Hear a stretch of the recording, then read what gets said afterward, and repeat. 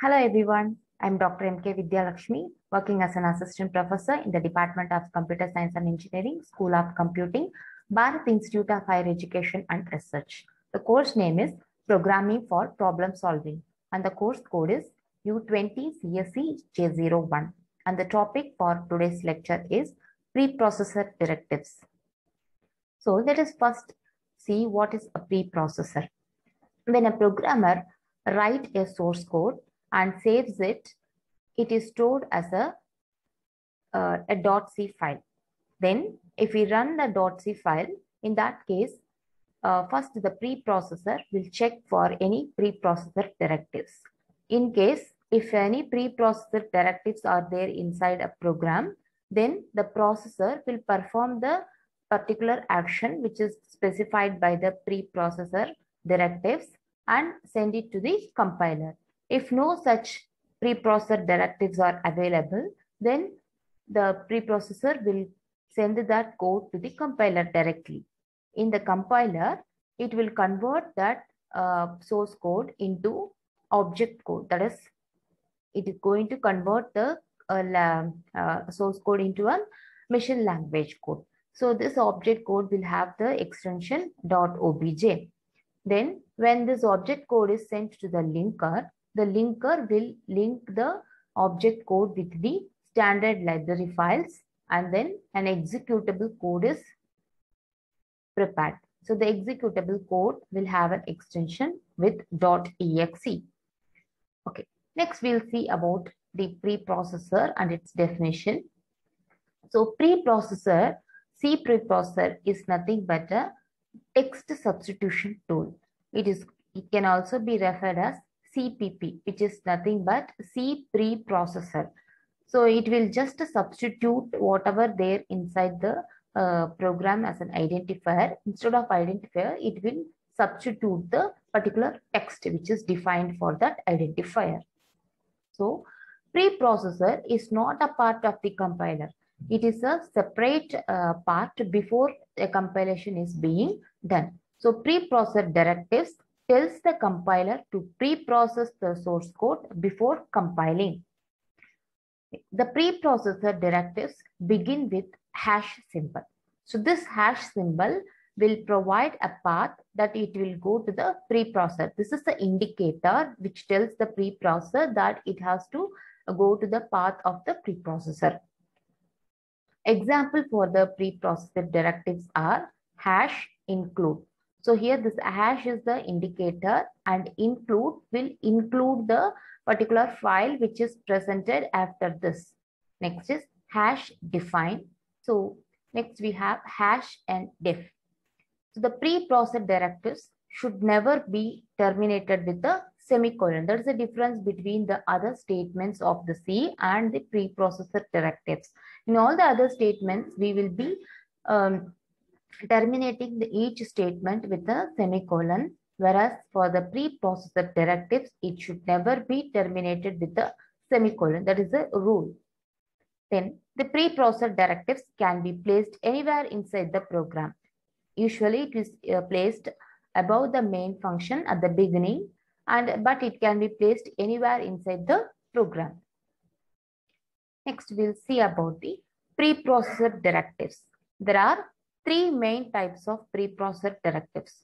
The first one is macros. Second one is file inclusion. And the third one is conditional compilation. So first we'll see about the macros. Macros, by its name, it says that it is a piece of code inside a program. It is a small program inside another program. So it is given with some specific name. Each macro is given with some specific name. So by which the macro is identified. So inside a program, we have a macro. When the preprocessor sees this macro, in that case, it will go to the macro definition. In the macro definition, it has hash, define, name, and the constant. This is the format for defining a macro. So you have to include a hash symbol. After that, to define the macro, we need to use the keyword define and the macro name which is always specified in a capital letter, and then the constant, which is going to be the value for that particular macro. So when the preprocessor first sees this hash define name constant in this macro definition, it will see whether the macro has been used anywhere inside this program. Whenever this macro is used, in that case, it will replace the name with the particular constant. So this is the function of the macro. So the preprocessor first identify what is the macro inside the program, and it will replace the particular macro with the particular constant which has been defined in the definition of the macro. Okay, next we'll see about the syntax of the macros. So macro can be defined by using the indicator. That is, first we need to specify that hash symbol which is used to specify the path of the preprocessor directive, then the keyword define, then the name of the macro, which is macro name, and the body of the macro, which is going to be the definition for this particular macro. So the examples for this definition of this macro is hash define max underscore size 1000. So here in this case, max underscore size is the macro name and 1000 is my macro body. So which is nothing but the constant 1000 is defined to be the value for the macro max underscore size. Whenever in a program max underscore size is used, in that case the preprocessor will substitute the value of 1000 in the place of max underscore size. Similarly, again we can have a definition like hash define pi 3.14. Usually in mathematics we'll have the value of this pi. So this pi is made as a macro here. It is defined as 3.14, and whenever in a program, if we can substitute the value of this pi, we can use that inside some function, inside some expressions. In that case, the preprocessor will substitute the value of the string pi with the 3.14 and do the calculations. Next. So these are the single line macro definition. So macro definition can also be in multiple lines. So for example, in this case, the macro definition is in 3 lines. So where to indicate the continuation of the macro in the next line, we have to use the backslash. So hash define RGB underscore colors is my macro name, and the constant, the macro body contains red, green, and the blue. So it has been placed in the next sentences. So we have to use a backslash to represent the continuation in the next sentence. Next, here a string can also be used as a macro body here. In the next case, hash define numbers. In that case, macro body contains numbers, and it is also in the multiple lines. Next, we'll see about the types of macros. There are 2 types of macros. First one is the macros can be written like a object like macros, and second one is function like macros. So object like macros is a very simple identifier. It looks like a data object in a code which uses it.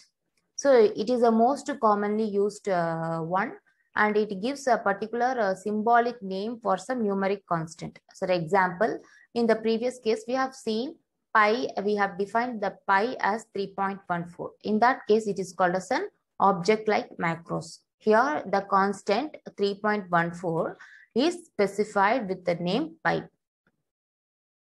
Next is a function like macros. In the function like macros, it behaves similar to that of a function. So macros may also be similarly called as a function call.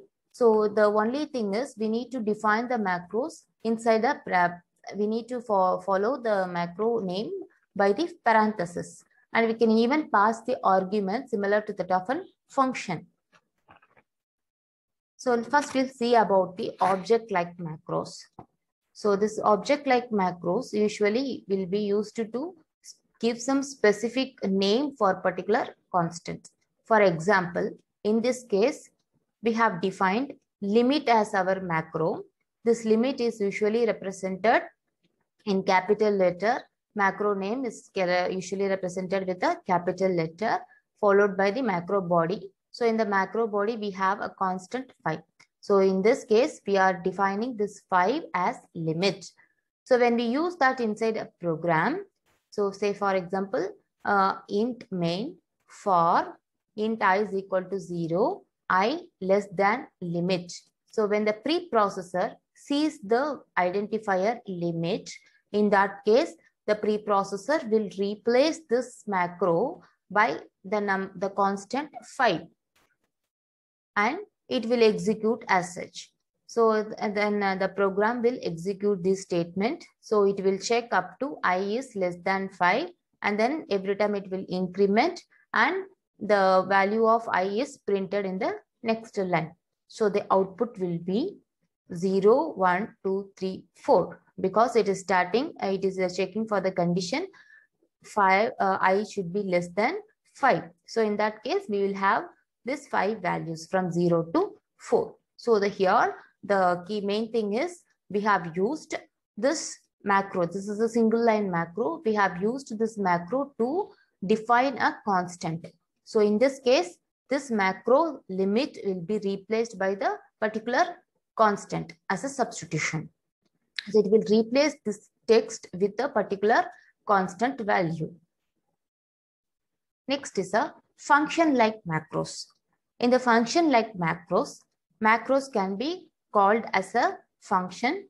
So by passing the arguments, similar to that of a function definition, here also we need to first specify the macro definition. And during the usage inside some main program, we have to use arguments to call this function. So let us consider hash include stdio.h. So this is our macro. So hash define min is our minimum is going to be our macro name. And since it is going to be used as a function, we have to use parenthesis and we are going to pass two variables here, a and b. So in this macro, we are going to check whether the a is less than b. If a is less than b, in that case, a will be the minimum value which will be returned. In case if it fails, if the condition fails, then b is going to be my minimum value and that value will be returned. So the minimum a comma b function will check whether what is the minimum values among the a and b. So this is called as our function macro definition. And when we use this inside a macro, use this inside a main function, we need to call this macro by just passing the argument values. Say for example, inside a main, we have print f minimum between 10 and 20 is min of 10, 20. We are passing the two values 10 and 20 to this macro min. So it will calculate, it will find out this condition among the 10 and 20, minimum value is 10 and that it will be returned using this macro definition and it will be given as a value here. So instead of min 10, 20, it will be replaced by the value 10. So that value will be printed. So the answer will be 10. Next type of macro is file inclusion. So file inclusion is it is used to tell the compiler to include a file inside a source code program. For example, in the first program, we have seen that we have to include hash include stdio.h in order to use the functions like printf and scanf. So this printf and scanf are the user defined or the predefined function, or we can call that as library functions. So these library functions will be defined in the predefined header files. So when we want to use this printf and the scanf in a C program, in that case, we need to include that a particular header file before our program. Otherwise, the function definition of this printf and this scanf will not be included. So it will give an error.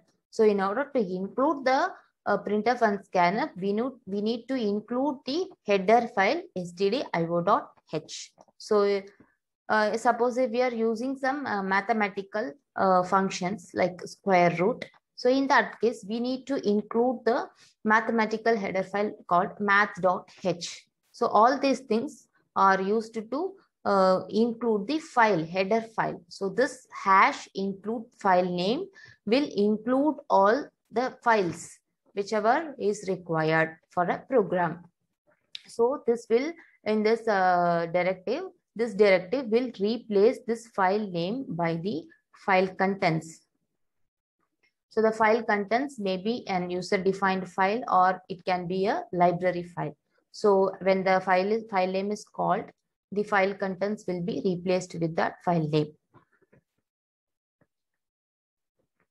Next, there are two types of file inclusions here. One is the standard library header file and the second one is user-defined header file.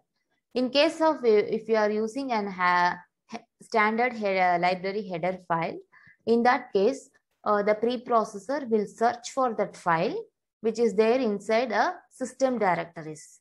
Otherwise, it will, if user-defined header file has been included, in that case, it will search for the file in the directory in which the current file is stored. So it is usually included at the beginning of the source code, and this directive is also used at the beginning of the source code. So the syntax for this one is, for a header, for including the standard library header file is hash include angle brackets. You have to put the file name. So this is a important thing. We need to use this angle brackets in order to differentiate between the header, that is standard library header file, and the user-defined file. So in the user-defined file, we will leave that angle brackets. We will just specify the file name, hash include file name. Whereas here, in case of the standard library header file, we need to use hash include angle brackets and file name. So let us first see an example for this file inclusion.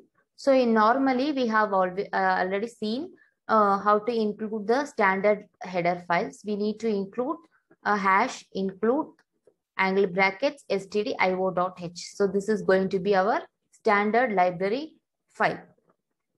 We need another, in this program, we are going to include our user-defined file as a header file. So which is already written and it is stored in the current directory where we have written this program. So this directory name is called, this header file name is called as circle.h. So the circle.h has a definition like this. So hash define pi 3.14 and add. Okay, so we are defining the value of pi with some constant, pi constant. So double, and the circle.h also contains the declaration of the function known as double circle area, in which we are passing two arguments, float value and the float value. So these two contents are stored inside the circle.h header file. So when we use that here, in that case, the preprocessor will replace this circle.h with the contents of the file. So all these two statements will be included in this program by the preprocessor. Then, as usual, this it will start compiling this main program. In that case, here we are getting a radius of the circle from the user using this printf and the scanf function. Then we are going to calculate the value of area of the circle using this function circle underscore area. This circle underscore area is a small function which is written inside the same directive. The circle under area is calculates pi into r square. So pi is the value which is defined inside this macro. It is a macro and it is defined inside this circle.h. Since this preprocessor has included this file inside this program, then the program will understand the value of that pi. So this pi will be replaced by 3.145, something like this. So it will all replaced by this and passed as an argument to the circle area. So this inside the circle area, it will multiply the value of the string multiplied with radius, which we got from the inputs from the user. So the radius will be multiplied and then with the pi value to get the value of the area of the circle. So next is the conditional compilation. So the conditional compilation is used for two purposes. One is it will compile for a specific portion of the program, or it is used to skip the compilation in some specific part of the program. Both the ways it can be used. Either we can compile the specific part or you can skip that specific part. So some of the examples for this pre-processing commands will be if, def, and def. Okay. So this if, def, and endef will have the syntax like this: hash, if, def, the macro name, then statements which has to be executed when the if, def condition is correct. Otherwise, it will stop the condition. There are also another possible pre-processed directives are there. So the first one is hash if def. So this pre-processed directive checks if the macro is defined by the hash define.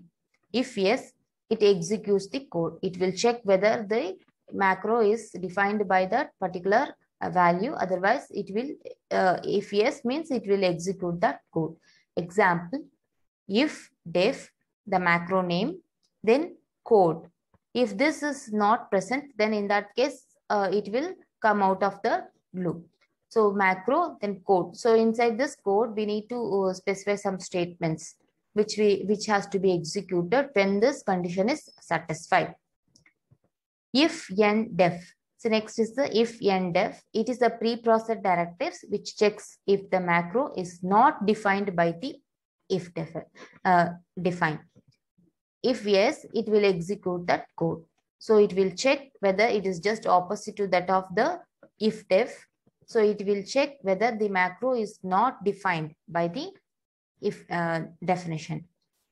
So hash if n def macro, then the statements which has to be executed when this condition is such a, and it should be ended with the n def.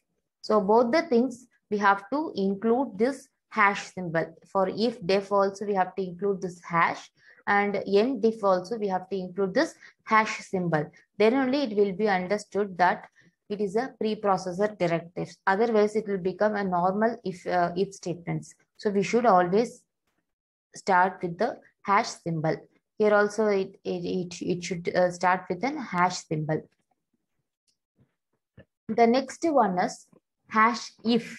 It is going to be a normal if expression. So this preprocessed directives evaluates the expression or the condition.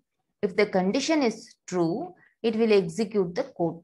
Example, the syntax for this is hash, if, and expression. So it has to be a condition. So and then we have to specify the statements which we need to execute for this condition. And then you should end with hash end if. So it is like an if statement. Instead, previously we had if, the definition as was there, but here it was just replaced by an expression. Next is else. So the else preprocessed directives evaluates the expression or the condition if the condition of hash if is false. So it is just opposite. If this condition is failing, in that case we will be using hash else. So this is if this if condition is true, in that case the expression and this part of this code will be executed. Otherwise, what if it has to do if the condition fails? In that case, we can use the else. So else will never be used independently. It will be always used with if, hash if, hash elif, hash if def, or hash if n def directives. So it will not be executed separately. It will be always dependent upon the other conditions like if, elif, if-def, and if-endef directives. So the syntax for this is if expression, then we have to include the else condition, hash else, and then we have to end the condition using hash endif. So let us see a program. So in this program, we have hash include stdio.h to include the header files. Then hash define number 1. Here we have used a macro which is known as number, and this number macro has the definition as 1. So whenever the preprocessor sees a macro in any part of the program, in that case it simply substitutes the value of 1 there. So here we have used the conditional compilation statement if def. So if def number is equivalent to 0. In this case, we have defined a macro. The macro is checked with the value of 0. Suppose if you are defined with a 0, then this condition will be true. In this case, this condition is false. So what if we have to do? We need to do we need to print the value of the number in the case if number is equal to 0. If the case is number is equivalent to 0, in that case we can print the value of the number. Otherwise, we have to print the value of a number is non-zero. So else print value of number is non-zero. So here we are using an else predefined directive. And if this condition is failing, in that case, it will be printing the value of number is non-zero. Then we have to end this statements using hash end if. So the output is, since we are defined the number as 1, in this case, it is going to fail. So the statement will not be executed. Instead, the else part is going to be executed. So we will get the answer as value of number is non-zero. So with this, we have learned with the preprocessor directives, and we have come to an end of this lecture. So thank you.